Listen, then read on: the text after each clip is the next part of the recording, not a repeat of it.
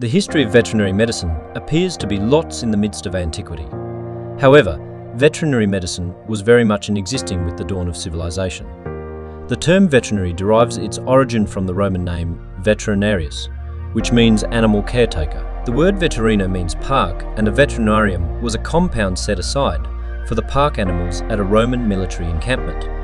Columella, a leading scholar on agricultural and veterinary matters, used the term veterinarius for caretakers of pigs, sheep and cattle, and Milomedius for horse doctors.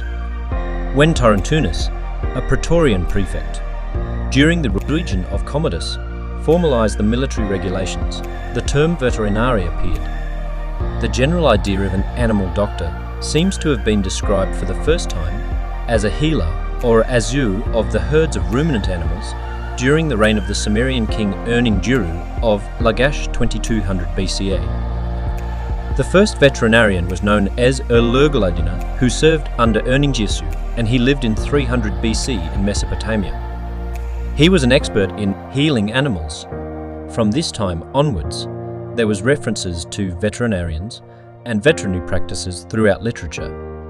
The first written record of veterinary medicine from ancient Egypt was provided by the Kahun Papyrus 900 Po. The oldest veterinary publication is the part of the Kahun Papyrus that described a number of animal diseases and is one of the earliest records of a veterinary type approach to animal treatment.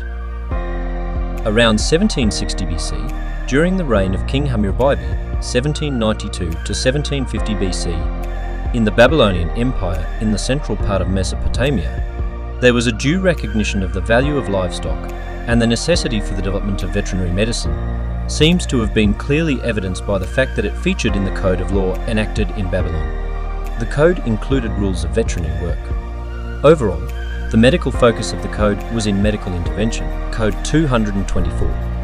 If a veterinary surgeon performed a major operation on either an ass or ox and cures it, the owner of the animal gives to the doctor a sixth of a shekel of silver, Code 225. If he performs a major operation on an ass or ox and caused its death, he shall give to the owner of the animal a fourth of its value. The first mention of rabies occurred in the Eshuna Code of 2300 BC, before the Code of Hammurabi.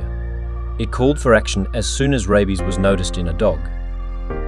In the 1st century, Vassaux stated that certain animal collae which could not be seen with the naked eyes, and which we breathe through our nose and mouth into the bodies, was the cause of great maladies.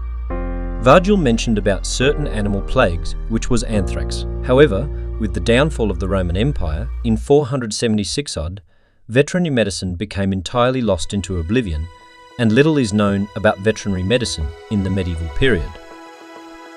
The outrace of rinderpest, then called cattle plague, throughout the Western Europe since the 9th century, inevitably killed huge numbers of cattle. In 1711, cattle plague took a heavy toll on cattle, and the Pope Gregory I, was authorised to investigate the devastating outbreak.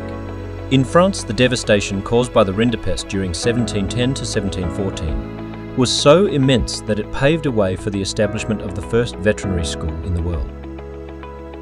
The actual rebirth of veterinary medicine was marked by the establishment of the first veterinary school in the world in Lyon, France, in 1761 by Claude Bourgelat. This is when the veterinary profession is said to have started. In 1776, a second veterinary school was founded at Alfort, near Paris. The development of the British veterinary profession began in 1785 when the Odiham Agricultural Society held a meeting. Out of the society's deliberation came the establishment of the London Veterinary College in 1791, the start of the development of veterinary science, and a professional group dedicated to animal medicine.